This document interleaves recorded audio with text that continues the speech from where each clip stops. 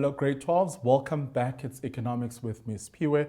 We're looking at oligopolies and we are going through the characteristics of an oligopoly. Right, carrying on, we know that there is an extensive use is made of non-price measures to increase the market share. For example, advertising, efficient service, or product differentiation. So there are systems or measures that are used to increase the market share. So we know that if your advertising is good, that could help you to attract more customers into your business, and that will increase your market share. But also efficient service, because people like the efficient service. So if they know that you run a petrol station, and whenever they go to your petrol station, they receive good service and they feel like valued customers, then they will come back and support your business. And also product differentiation is also important because if there's something different about your product, that could make the consumers like your product because it's got a special feature that is not found in other products. So that is also another non-price measure that could be used in order to increase the market share. So here producers have a considerable control over the price of their product, although not as much as in a monopoly. So producers can still influence the price in this market, but not to the extent of a monopoly, because in a monopoly, you've got one producer who supplies or provides a very unique product and it has no close substitutes. But here you can still influence the price. You can hike up your prices a bit in order to maximize your profits or in order to earn high profits. So that can be done in this particular market. If oligopolies operate as a cartel, firms have an absolute cost advantage over the rest of the competitors in the industry.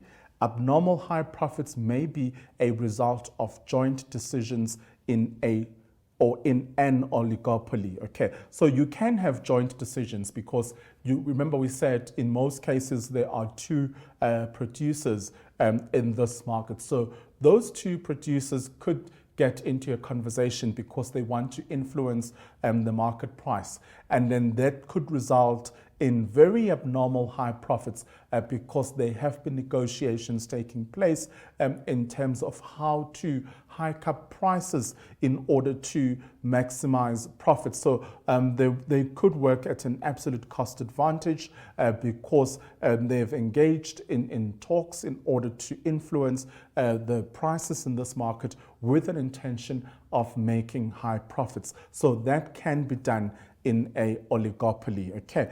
Whereas in a monopoly, the one business can just decide because, they don't have to consult other people. They don't have competitors. They are the sole provider of that item. So they can just decide and say, you know what, we are going to hike up our prices, so we might as well just go ahead.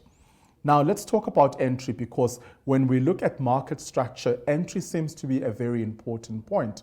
So entry is not easy in a oligopolistic market. This is due to the brand loyalty, and it also requires a large capital outlay. Okay, so here we spoke about capital costs, that those could be considered or seen as a barrier to entry in the market. And then here we deal with the concept of brand loyalty, because the consumers have been using the same product for so long that they've become so loyal to the brand and to the product, and they're very skeptical about trying out new products because they're very happy with what they've been using for a long period of time. So you may find that their parents were using that brand, and also when they moved out of home, they also are now using that brand. So to move them from that brand, it's going to take a lot of advertising and good marketing strategies because there's brand loyalty. And also because there's a large capital outlay that's required in order to enter this market that does discourage a lot of entrepreneurs because it becomes too expensive to enter this market, and therefore they start looking for cheaper options or cheaper business ventures that they'll be able to access without a huge or a large capital outlay. So that does act as a barrier in this market. Okay, now we're going to move on and look at the Kinked demand curve for the oligopolist. Okay, so one theory devised from an American economist, Paul Sweezy, can be used to determine the oligopolist's demand curve. So it's based on an American economist who came up with this theory in order to explain how this market works. So an oligopolist faces a kinked demand curve. This demand curve consists of two sections. So what are the two sections? So we have the top section, the section that relates to high prices is a very elastic slope. In other words, the demand is very sensitive to a price change. Okay, so that does make a lot of economic sense because we know that demand will be based on price. So in other situations, when you drop the price, then there will be a huge demand for the product. And then when you increase the price, then there will be less demand for the product. So that would be what we call common sense economics, that you drop the price then with an intention of increasing the demand for the product. So that part is found on the top section, and in the bottom section, the section that relates to the lower prices is very inelastic. In other words, demand is not sensitive to a price change. Okay, so you look at the petrol industry, when they hike up the price, that doesn't drop the number of people that buy petrol because you need petrol in order to travel to work, to school, and if you want to do or in a business of logistics and all that. So you have to take the price. No matter how they hike it up, you have to take it. So that will not really be influenced that much by a price change because we get the price changes that happen around the petrol price quite often, and we've become so used to them that if they say it's going to go up on Wednesday midnight, then you just make sure that you go and fill up before that time. So it's not really sensitive to price. So there will be changes. There could be a rise or a drop in price, but that will not actually influence the demand so much, where here you actually do have a relationship between price and demand. Okay, so just be aware. I think it's nice to know what a school of thought came up with in terms of understanding this market, because there is a relationship between price and demand. So to understand the demand curve of an oligopolist view, so let's view the graph, because then we're still looking at the economist that we mentioned just now, and his theory around price and demand. The fact that in a top section you will have a situation where price becomes sensitive to demand, and in a bottom section you'll have a situation where price is not so sensitive to demand, or does not influence demand that much. So we have our graph over here, so let's have a look at it. So we've got price over here, and then I'm just going to go so you can see where I am. Okay, and then we've got quantity over here. All right, then here's our demand curve over there, and then there's our equilibrium point, and then also we have another demand curve going down, and then our prices there, that's 8 Rand, that's 10 Rand, and then we've got 12 Rand over there. So let's have a look at some points regarding this graph. So suppose the oligopolist is selling at the original present price of 10 Rand, and 9 Rand units of output are sold. So the total revenue is 10 Rand times 9, and then we get 90 over there. Okay, so this is supposedly when we sell at 10 Rand and we sell 9 units.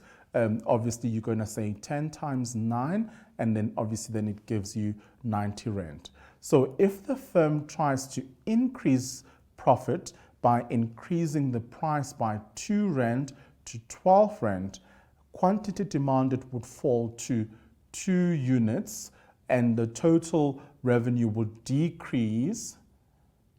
Total revenue will decrease to 24 Rand. Okay, so we've increased the price from 10 Rand to 12 Rand. Okay, so there's been an increase in price. So the increased price obviously will be 2 Rand. And then now we are looking at the quantity demanded. So what is going to happen to the quantity demanded? So we know that the quantity demanded will fall to 2 units. Okay, so we're selling 2 units at the price of 12 Rand. So we're going to say 12 times 2, and then we're going to get 24 Rand over there. So if the firm tries to increase profit by reducing the price to 2 Rand, or reducing the price by 2 Rand to 8 Rand and increasing its total sales, total revenue would be 80 Rand. Okay, so sometimes when you do drop the price, that will have a positive effect on the quantity demanded, because now there will be more people who are in a position to afford your product, and therefore that could, increase your profits or your sales. So that is clearly better than the situation where we were increasing the price by 2 Rand extra because we ended up with 24 Rand. But here, when we reduce the price by 2 Rand, then we end up with 80 Rand. So it's better sometimes when you reduce the price. So the oligopolist is therefore faced with a difficult decision because in both instances it will not benefit. Okay, so you are receiving 24 Rand on the other hand, and then on the other hand you're receiving 80 Rand, but you're not still getting the 90 Rand that you received initially. So now you are faced with a tough decision. What do I do? Do I drop my prices in order to increase the quantity demanded, or do I hike up my prices and sell less units? So that is a decision that has to be made based on the information that we are working with in this graph. Okay, so let's carry on. So now this difficult decision needs to be made. Okay, so what are our options? So increasing the price of goods or reducing the price to increase sales will not lead to greater revenue earned. Hence, we were talking about that point of an economic profit selling at market share, because if you sell your products at market share, then you are most likely in a position where you are going to maximize on your profits. So this is a difficult call because you are selling less units and you are making less revenue because you have hiked up your price, and then you try to drop your price by 2 Rand and still you're not meeting the target. Well, you're doing better than the point where you were hiking up your prices. So it shows that if you increase the price of goods and services, it does not necessarily mean that it would lead to greater revenue earned. So I quite like this because people often, try and use the pricing strategy incorrectly by saying that if I drop my prices, then I'm going to have more customers buying. But are you making a profit? Are you breaking even? Are you covering all your costs? So those are the questions that you should ask before you decide on reducing your price. All right, then let's have a look at non-price competition. So we know that oligopoly firms are reluctant to change prices because a price war will drive prices down and profits will be eliminated. Okay, so because remember, the decisions of another business will actually influence the way that you run your business. So you constantly have to supervise and see what your competitor is doing, because whatever decisions that he or she makes will have a positive or a negative impact on your business. So then they make use of non-price measures to attract customers and increase their market share. So we did chat about the non-price measures that they can use. We spoke about advertising, that you can use advertising, you can use media, social media, and so on to try and attract more customers to buy in your business or to support your business.